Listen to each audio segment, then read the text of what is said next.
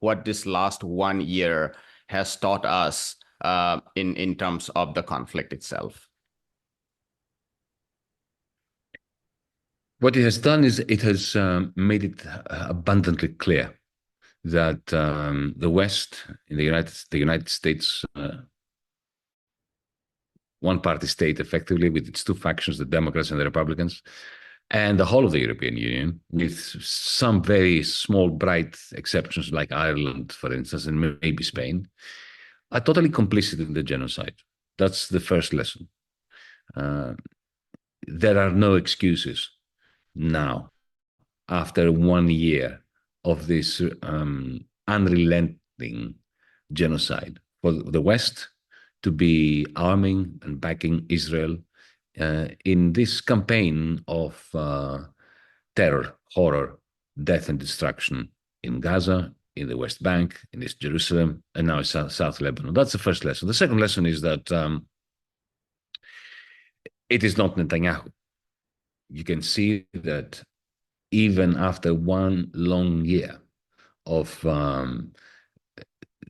this orchestrated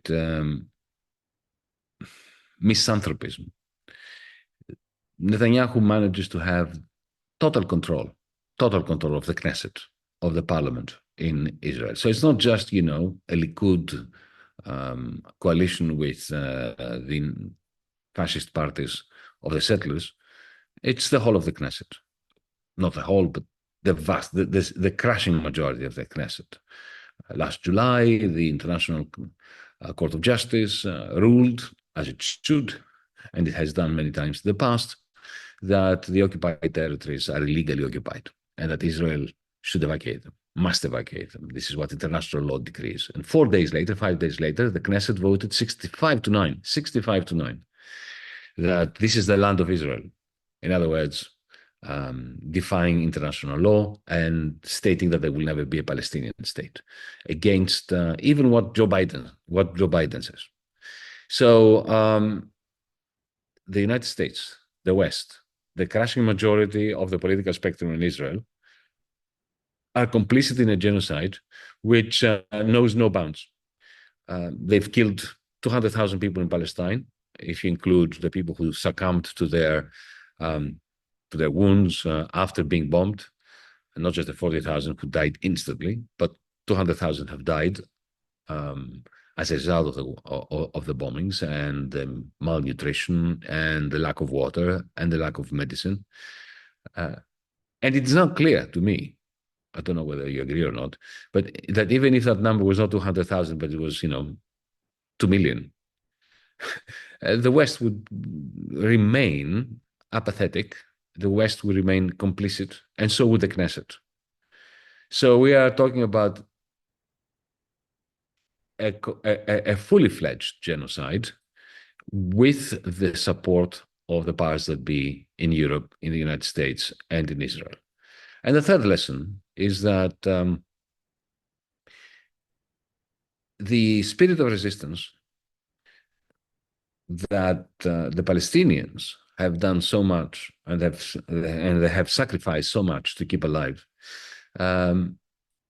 has become a bellwether for humanity's capacity to retain a connection with its basic moral principles. So today, it really doesn't matter what you know about the specificities of the Israeli-Palestinian conflict. If you live in South Africa, if you live in Namibia, if you live in Bangladesh, if you live in wherever you live, that you are on the good side, not the right side, but the good side of history, if you remain solidaristic to Palestine. Because in the end, unless the Palestinians are free, none of us are free. I want to ask you about Europe itself and what the Palestinian question leaves us in terms of Europe. We have seen huge shift of what Noam Chomsky once called the international consensus back in the 70s regarding the Palestinian question. We have seen huge deepening and widening of that international consensus, largely from the global south. We have seen Nicaragua, Colombia, Turkey, South Africa. I can go on. And there have been dishonorable exceptions, I'm sorry, like India, some Central Asian republics that are still sending oil and natural gas. Comment on that if you like, but my question to you is on Europe. Europe has been the architect of this conflict with the Balfour Declaration in 1917, officially the greatest empire endorsing the Zionist project. And as Khalid Rashidi and others tell us, that it was not until coming of Hitler that the Zionists actually got a practical justification of their grotesque settler colonial project. We have seen some positive developments recently in Europe, Spain in particular, but also Norway, Ireland, and Slovenia recognizing full Palestinian statehood. But we are also seeing the extremes in Germany, in Serbia, and so on, Hungary. Can you comment about what this conflict leaps does to Europe? Well, it has condemned our soul to the hottest fires of hell.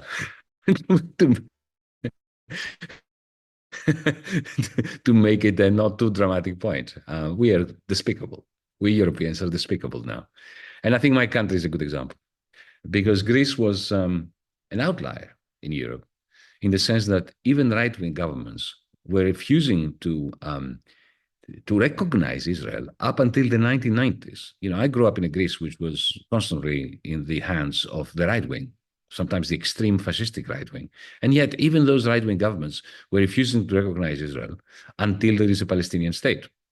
So it was only in the early 1990s that Greece officially recognized. So also, since we also have the war in Lebanon as we speak, in 1982, when Israel invaded Lebanon, very much as it is doing today, back then to eradicate the PLO, today to eradicate Hezbollah.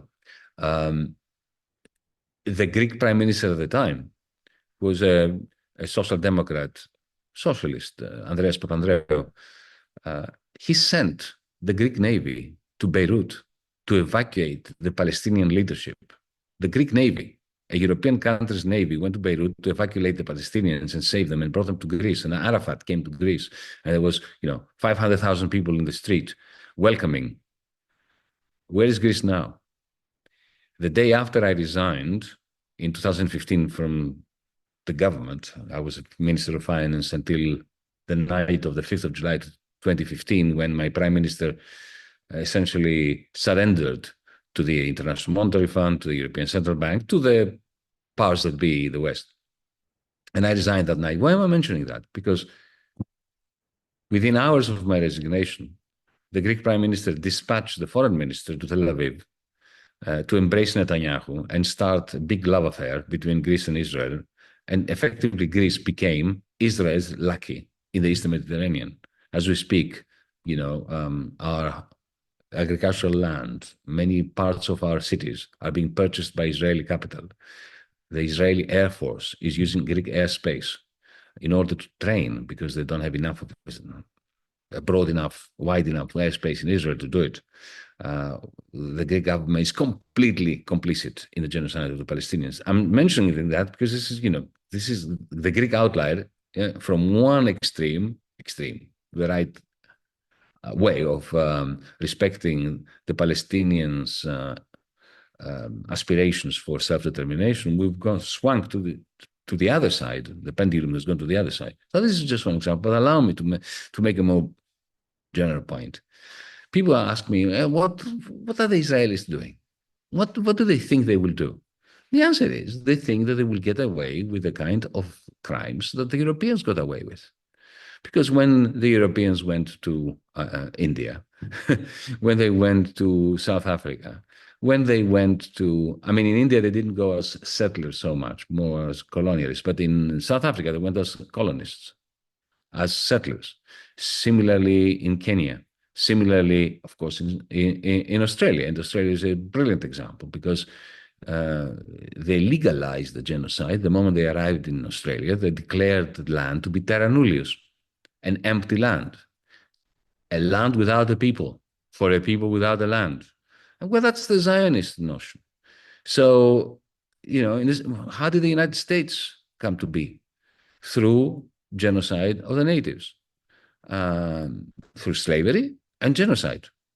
Now, in that sense, Israel is simply trying to replicate in the land of Palestine that which the British, the Germans, the Dutch, the French did in their empire. So it's not a great surprise, really, that European regimes and American regimes support Israel. Israel is simply trying to copy them. One would have thought, and this is a great disappointment of a European like me, that we Europeans, at least, managed to be self-critical, sometime in the 1960s and 1970s, with decolonization, to become critical of colonialism, critical of imperialism, and essentially to do our mea culpa, to admit that we were part of a brutalizing empire project, and that we've learned our lessons, but it seems that we have not learned our lessons, because when Germany today, hiding behind the fight against anti-Semitism, which is a fight that is very dear to my heart. We must all fight anti-Semitism. But the German government, the German political regime is hiding behind the fight against anti-Semitism in order to legitimize and support every war crime that Israel chooses to commit against the Palestinians. As if, two genocides make one right. So I'm appalled by Europe. I'm absolutely appalled. And I'm appalled why? Because we have gone back to the imperialist colonial attitudes, which I had hoped when I was a younger man had been eradicated in Europe. We have been asking many commentators and analysts on the Middle East about a very difficult question about some of the possible ends to this conflict. I wanted to pick up on one specific thing that you mentioned in one of your talks, which was the labor question in Israel. You said that Israel, unlike many of the former cases of slavery and apartheid, has essentially freed itself out of its dependence from the Palestinian question. Now, that might not be entirely true for certain specific sector. Like there has been recent reports about 160,000 Palestinian workers from the occupied West Bank's permits being canceled, which has been leading to massive crisis in the construction sector, for instance. But I found the broader picture that you said that Israel's own economic reforms creating a proletarian class within itself, but also high growth since the 2000s, inviting more labor from outside, has essentially enabled itself to free from its dependency on Palestinian labor. Can you spell that out? Because it's essential in order to understand that this struggle against apartheid is significantly greater than maybe some of the previous cases.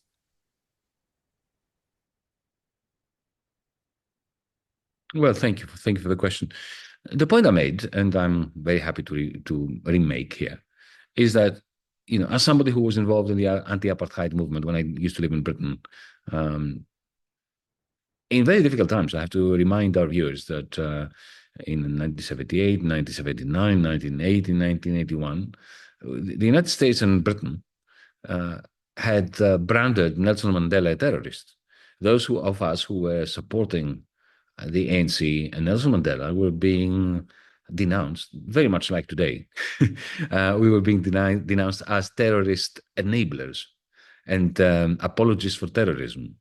And the campaign to boycott, divest, and sanction the white supremacists of the South African Pretoria regime was a very difficult one.